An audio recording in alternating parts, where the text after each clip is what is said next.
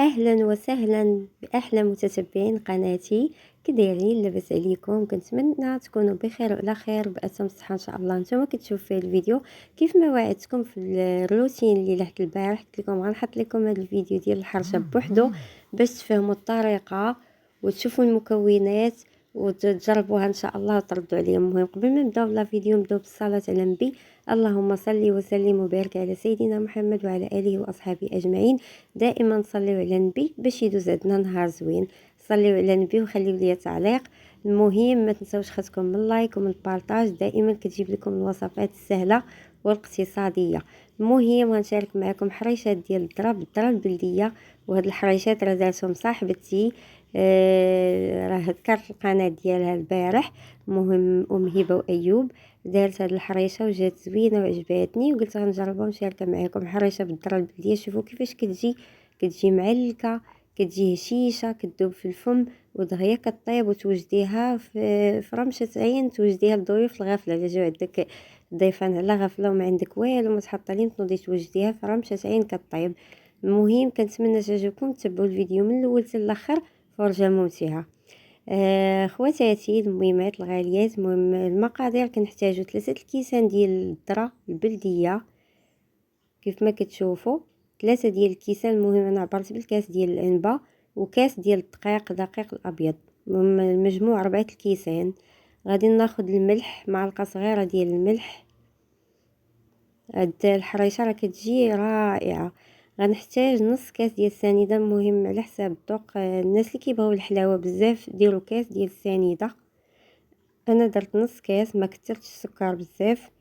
غادي نحتاج 2 خمارات حجم 7 غرام وآلزة زهر. نسموها باش ما بغيتو، ممكن تنسموها بالبرتقال، ممكن تنسموها بالنافع وحبة حلاوه. المهم انا نسمتها غير بالنافع. هنايا غادي نحتاج بيضه كامله،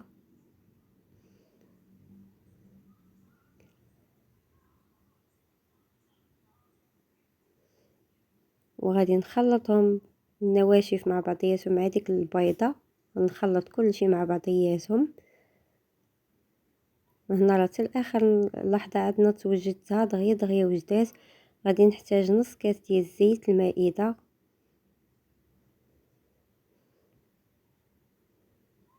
غنحاول انني نبسبسها مزيان بداك الزيت. مهم اقتصاديه هاد الحريشه.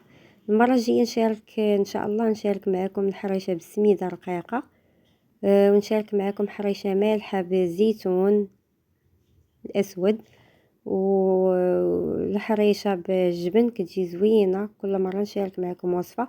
كنتمنى هاد الوصفه اللي عندها الذره في الدار تجربها وترد عليا، راه كتجي زوينه. المذاق ديالها راه ما نعاودش لكم كي داير. المهم هنايا غادي نضيف غير الماء. الا كان عندك حليب ديري كاس ديال الحليب دافي. انا غادي نجمع غير بالماء. كاس ديال الماء دافي، درت نص كاس، وغادي نخلط حتى نشوف. المهم على حساب الذره، على حساب الدقيق، كاين اللي يشرب دغيا، كاين اللي لا. المهم انا هزت ليا كاس ديال الماء. الا كان عندكم الحليب جمعوها بالحليب، انا درتها غير بالماء، يعني اقتصاديه، بلا حليب بلا دانون بلا حتى شي حاجه. هزت ليا كاس ديال الماء صافي. غادا نجمعها، ما غنعجنها ما حتى شي حاجه، غادا نخلطها مزيان ونجمعها ونخليها حتى واحد 5 دقائق تقريبا، ونبدا نشكل فيها كويرات. 5 دقائق تقريبا بما شربات لي واحد شويه. المهم كتبقى جاريه شويه ماشي بزاف، وما كتبقاش ناشفه بزاف، المهم بين وبين. غادي نخليها 5 دقائق تقريبا ونبدا نشكل فيها كويرات. هنا شديت شويه ديال السميده رقيقه، السميده الرقيق اللي كديروا به مسمن، وغادي نبدا نشكل كويرات. المهم الحجم اللي بغيتو، انا درتهم يعني متوسطين، ما كبارش بزاف وما صغارش بزاف. وغنفند هذوك الكويرات في السميده رقيقه.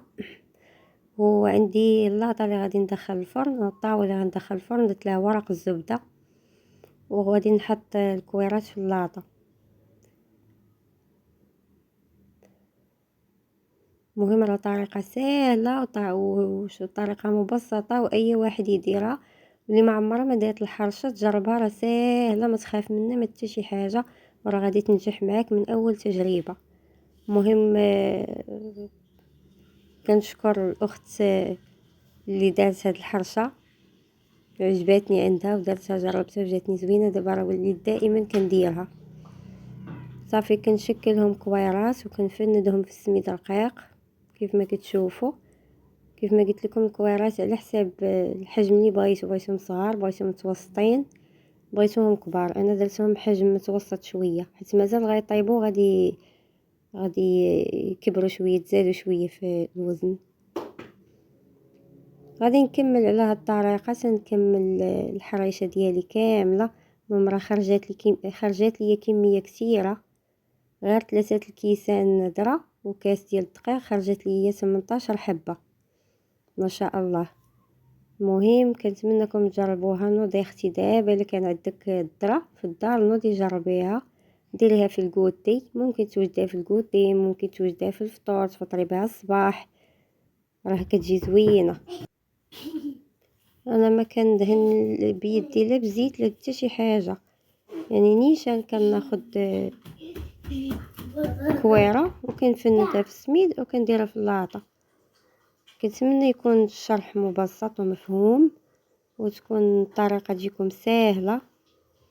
وما تنسوش خاصكم من اللايكات ومن البارطاج، تعاونوا مع اختكم في القناه ديالها باش تكبرها وباش يدخلوا عندنا جداد وتكبر العائله. ونبقى نعطيكم مزيد ما عندي، ونرى دائما نعطيكم الوصفات السهله والاقتصاديه. مع دابا الغلا الواحد كيقلب على الحاجه السهله والحاجه الاقتصاديه، راه كلشي زادوا فيه. صافي هنايا راه كملت الكميه كامله اللي عندي، خرجت لي هاد 2 لاطات.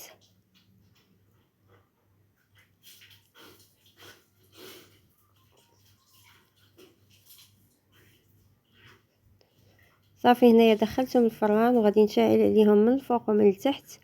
نشعل عليهم من الفوق حتى يتفرقوا ليا من الفوق، ونخليهم كيطيبوا من التحت على نار مهيله حتى يتحمروا ليا من الفوق ومن التحت. عاد نطفي عليهم. المهم ضروري كتشعلوا عليهم من المره الاولى العافيه من الفوق حتى كيبانوا لكم تفرقعوا.